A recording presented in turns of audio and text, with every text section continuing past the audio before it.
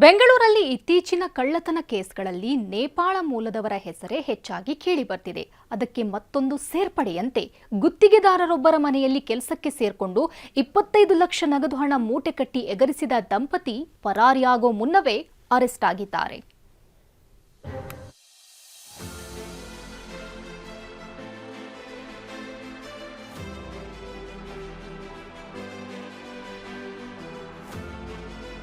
ಪತ್ನಿ ಮನೆಗೆ ತೆಗಿತಾಳೆ, ಮಕ್ಕಳು ಓಡೋಡಿ ಹೊರ ಹೋಗ್ತವೆ. ಹಿಂದೆಯೇ ಪತಿ ಮೂಟೆಯೊಂದನ್ನ ಹೊತ್ಕೊಂಡು ಹೋಗ್ತಾನೆ. ಅಷ್ಟಕ್ಕೂ ಹಾಡ ಹಗಲೇ ಈ ರೀತಿ ಮೂಟೆ ಹೊತ್ಕೊಂಡು ಹೋಗಿದ್ದು ಯಾವುದೋ ಮನೆಯ ಐಟಮ್ಸ್ ಅಲ್ಲ, ಕಂತೆ ಕಂತೆ ನೋಟು.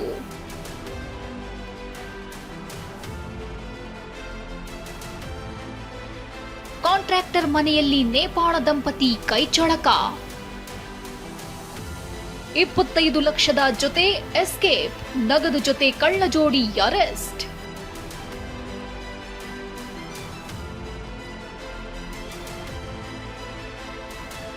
ಹೀಗೆ ಹಣದ ಮೂಟೆ ಹೊತ್ತು ಪರಾರಿಯಾಗ್ತಿರೋ ದಂಪತಿ ಹೆಸರು ಪವನ್ ಬಿಸ್ತಾ ಮತ್ತು ಸೀತಾ ಬಿಸ್ತಾ.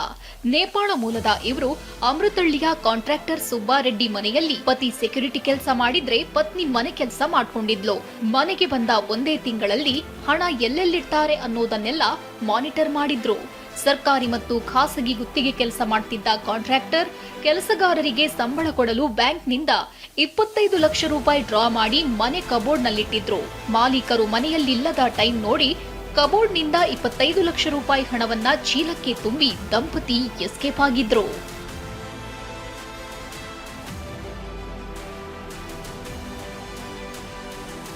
ಮನೇಲಿ ಯಾರೂ ಇರೋದಿಲ್ಲ.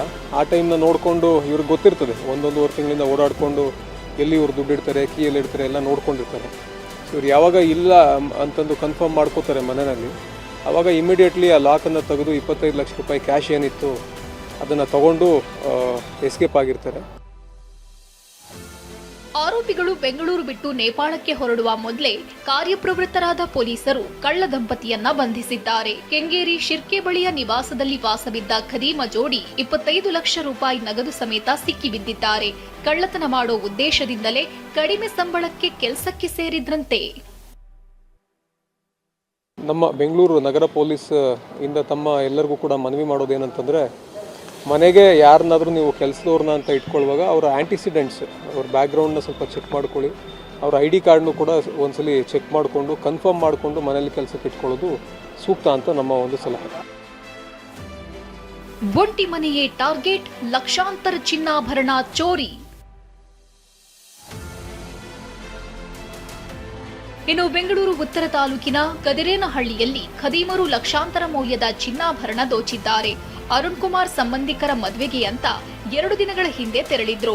ಮನೆಯಲ್ಲಿ ಯಾರೂ ಇಲ್ಲದಿದ್ದಾಗ 21 ಲಕ್ಷ ಮೌಲ್ಯದ 200 ಗ್ರಾಂ ಚಿನ್ನ ಮತ್ತು 7 ಲಕ್ಷ ಮೌಲ್ಯದ 3 ಕೆಜಿ ಬೆಳ್ಳಿ ಸೇರಿದಂತೆ ರೇಷ್ಮೆ ಸೀರೆ ಕದ್ದೊಯ್ದಿದ್ದಾರೆ. ಪ್ರಕರಣ ದಾಖಲಿಸಿಕೊಂಡ ಮಾದನಾಯಕನಹಳ್ಳಿ ಪೊಲೀಸ್ ಠಾಣೆ ಪೊಲೀಸರು ಆರೋಪಿಗಳಿಗಾಗಿ ಶೋಧ ನಡೆಸುತ್ತಿದ್ದಾರೆ.